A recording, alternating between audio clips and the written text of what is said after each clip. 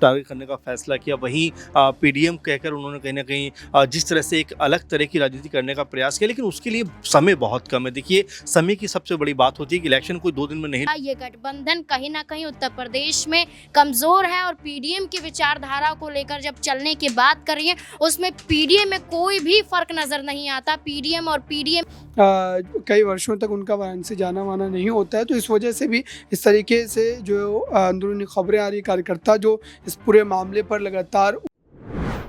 नमस्कार, मैं हुमायूं सिंह और आप देख रहे हैं नेक्स्ट 9 न्यूज। आपका बहुत बहुत स्वागत है हमारे खास प्रोग्राम सियासी पंचनामा में।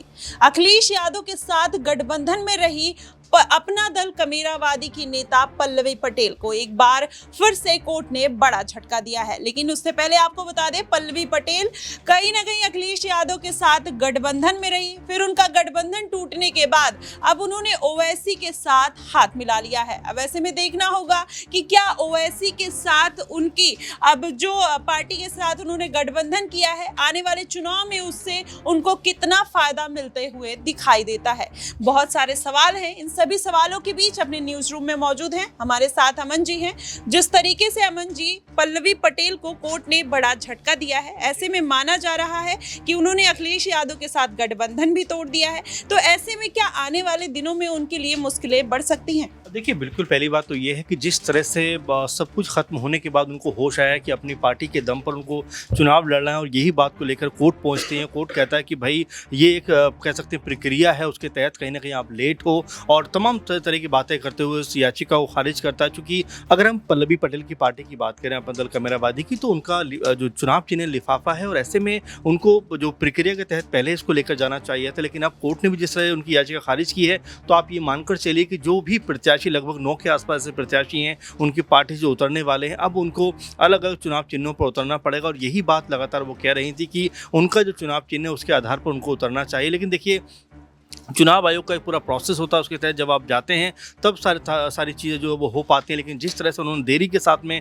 अपने प्रत्याशी उतारे, क्योंकि उससे पहले वो अखिलेश यादव के साथ गठबंधन में थी और सब कुछ ठीक ठाक चल रहा था, क्योंकि 2022 में देखें तो रातू सीट से वो चुनाव जीती है, और वो भी अखिलेश यादव की पार्टी के सिंबल पर। तो यहाँ पर जिस तरह से उन्होंने आनन फानन में फैसला किया है कि मुझे अकेले दम पर चुनाव लड़ना है, और देखिए 9 सीटों पर चुनाव लड़ने की बात वो कह रही हैं। जबकि अगर उनकी बहन की पार्टी की बात करें तो जिस तरह से उन्होंने 2014 के बाद से लगातार 2 प्रत्याशी उतारे और दोनों ही प्रत्याशी हर बार उनके जीतते रहे, तो ऐसे में उनका जो कह सकते हैं कि स्ट्राइक रेट है वो बेहतर है। लेकिन ऐसे में क्या पल्लवी पटेल अपनी बहन के मुकाबले कुछ बेहतर प्रदर्शन कर पाएंगी? तमाम तरह के संशय इसको लेकर हो रहे हैं, क्योंकि ओवैसी की भी पार्टी की उतनी ताकत नहीं है उत्तर प्रदेश के अंदर कि वो उनके साथ मिलकर कोई कह सकते हैं खेल बिगाड़ने में कामयाब हो पाए, क्योंकि पूर्वांचल की राजनीति है। और ऐसे में पल्लवी पटेल क्या बाकी ओबीसी जो वोट बैंक है उसको साथ पाएंगी? क्या उसमें कुछ कह सकते हैं कि सेंधमारी कर पाएंगी?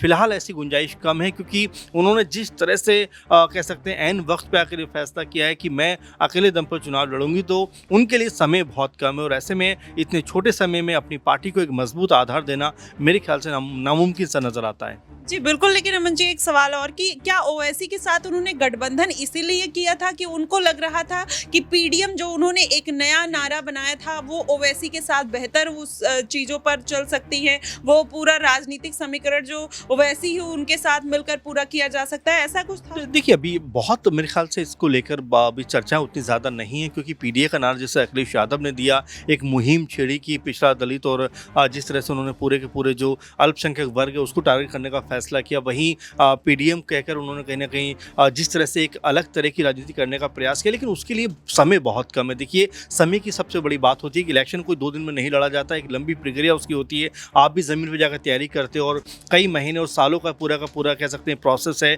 लेकिन पल्लवी पटेल ने जिस तरह से एन वक्त पे आकर ओवैसी के साथ में हाथ मिलाया और ये कहा कि भाई हम 9 सीटों पर चुनाव में उतरेंगे, और पीडीएम के नारे के तहत हम कहीं ना कहीं जो है चुनाव में जाएंगे। पिछड़ा दलित और मुस्लिम का नाम लेकर वो जिस तरह से चुनाव मैदान में जाना चाहती हैं। लेकिन देखिए, समय बहुत कम है, और उस समय में उनकी जो तैयारियां हैं, जो लोग उनके पास होने चाहिए, देखिए ऐसे लोग भी हों जो आपको चुनाव जीता सके, तो इन सब तैयारियों को एक समय चाहिए होता है, एक कह सकते हैं प्रोसेस चाहिए होता है। लेकिन जिस तरह पल्लवी पटेल ने अखिलेश यादव से नाराज़ होकर आनन फानन में ये फैसला किया, ऐसा नहीं लगता कि उनको इससे कोई बहुत बड़ा फ़ायदा होने वाला है। और साथ ही वो अपनी पार्टी को क्या एस्टैब्लिश कर पाएंगी, क्योंकि उनकी बहन की पार्टी की बात करें तो उन्होंने जिस तरह बीजेपी के साथ चलकर एक तरीके से अनुप्रिया पटेल ने जिस तरह से अपनी पार्टी को मजबूत किया है, कई विधायक भी उनके इस समय नजर आते हैं और कह सकते हैं 2014 के बाद से लगातार 2 उनके सांसद भी हैं, खुद वो मंत्री भी हैं, तो ऐसे में एक प्रोसेस का हिस्सा बनकर वो चली। लेकिन पल्लवी पटेल जिस जल्दबाजी में सब कुछ कर रही हैं, तो इससे लगता नहीं कि उनको इस लोकसभा चुनाव में कोई बहुत बड़ा फायदा होने वाला है। जी बिल्कुल, जिस तरीके से पल्लवी पटेल ने अखिलेश यादव के साथ आनन फानन में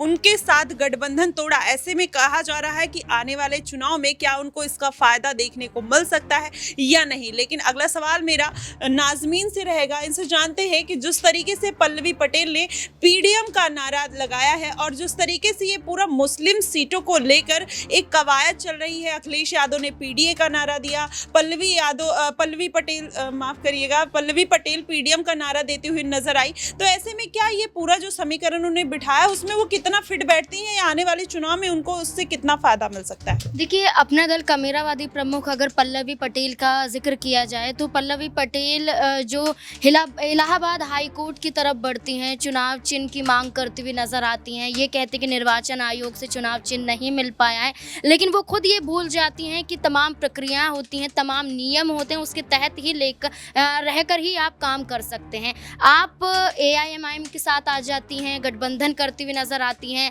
समाजवादी पार्टी को राज्यसभा चुनाव से ही ललकारती हुई दिखाई देती हैं। ये कहती हैं कि पीडीए की विचारधारा पर नहीं चलते हैं अखिलेश यादव, पीडीए विचारधारा के तहत ना तो राज्यसभा का कोई भी प्रत्याशी उतारा गया और ना ही लोकसभा चुनाव के मद्देनजर वो ऐसा काम करते हुए दिखाई दे रहे हैं।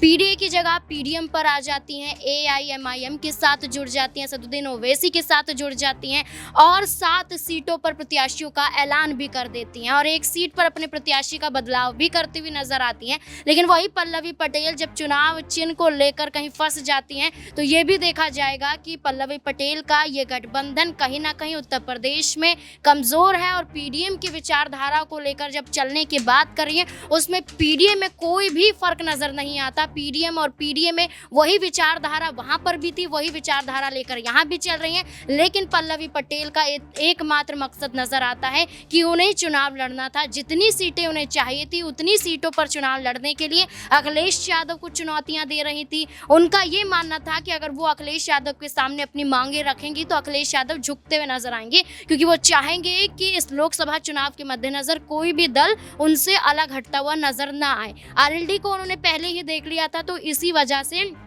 पल्लवी पटेल को उम्मीद थी कि समाजवादी पार्टी उन्हें कहीं जाने नहीं देंगी। लेकिन अखिलेश यादव ने साफ कर दिया था जो गठबंधन पहले था वो गठबंधन अब नहीं है। तो अब गठबंधन टूटा, पल्लवी पटेल अलग हुई, लेकिन उत्तर प्रदेश में वो दबदबा या कहीं वो मजबूती अभी पल्लवी पटेल साबित नहीं कर पाएंगे। जी बिल्कुल, जिस तरीके से वो सीटों को लेकर कहीं ना कहीं अखिलेश यादव के ऊपर प्रेशर बनाने की कोशिश कर रही थी, लेकिन अखिलेश यादव ने उनको नकार कर उनको बड़ा झटका दे दिया है। अब ऐसे में देखना होगा कि क्या वाकई में पल्लवी पटेल जिस तरीके से मजबूती के साथ उनको चुनाव मैदान में उतरना चाहिए था वो उतर पाएंगी। अभी उनकी अटकलें लगाई जा रही हैं कि वो पीएम नरेंद्र मोदी को और उनके सामने प्रत्याशी बनकर उतरने वाली हैं। बनारस से उनका चुनाव लड़ने का कहीं ना कहीं अटकलें लगाई जा रही हैं। तो हमारा अगला सवाल अबरार से होगा कि जिस तरीके से वो बनारस की सीट पर पीएम मोदी के सामने उतरने वाली हैं, तो ऐसे में क्या लगता है कि वो पीएम मोदी को टक्कर दे पाएंगी या नहीं?